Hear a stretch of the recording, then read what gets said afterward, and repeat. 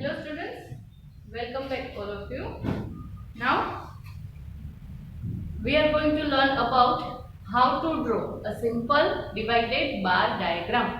Last video में हमने सीखा था मल्टीपल बार डायग्राम, यानी कि अलग अलग दो कैरेक्टरिस्टिक्स अगर होंगे तो उसको एक ही बार में किस तरह से मल्टीपल डिवाइडेड बार के साथ हम ग्राफ ड्रॉ करते हैं।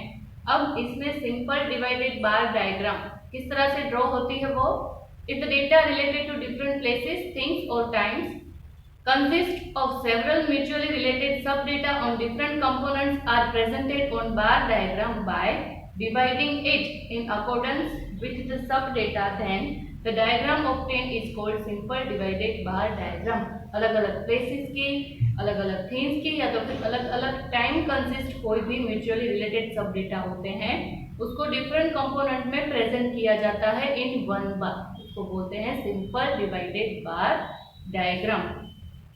For example, if the information regarding the expense on food, clothing, rent, fuel and miscellaneous for livelihood of family are given, then a bar of total expense which is divided into different segments indicates by various signs is called simple divided bar diagram.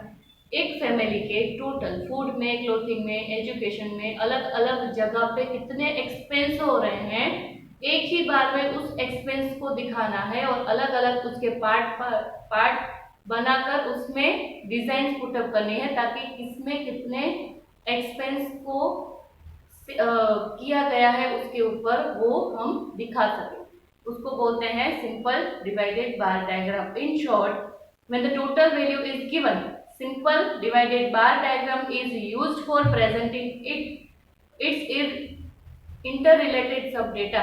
अगर total दिया गया हो जिस भी information में, तो उस total को अलग अलग जो उसके कंपोनेंट्स है उसमें डिवाइड करके फिर ग्राफ में ड्रॉ करना है. इलस्ट्रेशन नंबर 27 देखें, वहां पे मंथली एक्सपेंस दिया है किस चीज का, food, clothing, education, fuel, rent, other and total. Family A and family B, दो फैमिलीज के मंथली एक्सपेंसेस को दिया है which they contributes it into the food, clothing, education, fuel, rent and other. अलग अलग इन जगहों पे कितने मंथली एक्सपेंस फैमिलीज के हो रहे हैं उसका डेटा हमें दिया है. We have to present it into the simple divided bar diagram. सबसे पहले एक टेबल ड्रॉ करना होगा. Information regarding the monthly expense on different particulars of livelihood is given for two families. So simple divided bar diagram is to be drawn, but taking families x axis and expenses on y axis. A bar of total expense is drawn on a graph and then the different sub data are separated by lines according to the calculations shown in this table. एक calculation करना पड़ेगा table में, फिर हम उसकी बार draw कर पाएंगे. Table draw करना है, उसमें सबसे पहले particulars, food, clothing, education, fuel, rent and other. उसके बाद family A, family B. First column is for expense of family A and another is for split up line. Split up line मतलब कोई भी एक बार है उसमें कहाँ पे लाइन ड्रॉ करनी है, वो स्प्लिट अप लाइन इस टेबल से हमें पता चलेगी. स्प्लिट अप लाइन कैसे फाइंड करनी है, एक्सपेंस है फूड के 8100, क्लोथिंग के 2700, एजुकेशन के 2880, फ्यूल के 1800, रेंट के 1620 एंड अदर 900. अब total expense for family A is 18,000 rupees. अब सबसे पहले 18,000 में से 8,100 they contribute into food, right. So 18,000 minus 8,100. अब कितने बचे उसके पास, 9,900. So first line drawn at the point of 9,900. यहाँ पे 9,000 10,000 के बीच में जो 10,000 की एक लाइन नीचे है उसमें लाइन ड्रॉ होगी, इसको बोलते हैं स्प्लिट अप लाइन. इससे क्या होगा, ये फूड का जो पार्ट है वो अलग हम उसको डिवाइड कर देंगे. फिर है क्लोथिंग. अब 18,000 में से 8,100 यूज्ड टू फूड. नाउ अब कितने बचे, 9,900. 9,900 में से 2,700 यूज्ड इन क्लोथिंग. 9,900 माइनस 2,700. अब कितने बचे, 7,200, तो दूसरी लाइन आएगी 7,200 पे। 7,000 के ऊपर 2 लाइन छोड़ के एक लाइन है, उसमें लाइन ड्रॉ करनी है। फिर अब 7,200 बचे हैं, उसमें से 2,880 यूज करना है एजुकेशन में। So minus 2,880 is equals to 4,320. Third split of line कहाँ पे आएगी? 4,320 यहाँ पे, राइट। नेक्स्ट फ्यूल, 4,320 रुपीज बचे हैं, उसमें से फ्यूल में कितने यूज कर रहे हैं? 1,800। so minus 1,800। अब कितने बचे? 2,520 कहाँ पे आएंगे? यहाँ पे 2,520। नेक्स्ट 2,520 बचे हैं, उसमें से रेंट का एक्सपेंस है 1,620। अब कितने बचे? 900। सो अब लाइन आएगी 900 की, यहाँ पे 1,000 से थोड़ा नीचे। तो ये हो गया फैमिली ए का टोटल एक्सपेंस 18,000 है। टोटल इज 18,000, तो एक बार पूरा ड्रॉ करना है 18,000 के सामने। यहाँ पे 18,000 तक लेके जाना है ये बार को। फिर उसमें से ये फूड में यूज हो रहे हैं, फिर ये यूज हो रहे हैं क्लोथिंग में, इतने यूज हो रहे हैं एजुकेशन में। This proportion is used for fuel, this is used for rent and this is other expense of family A. Similarly we will do it for family B.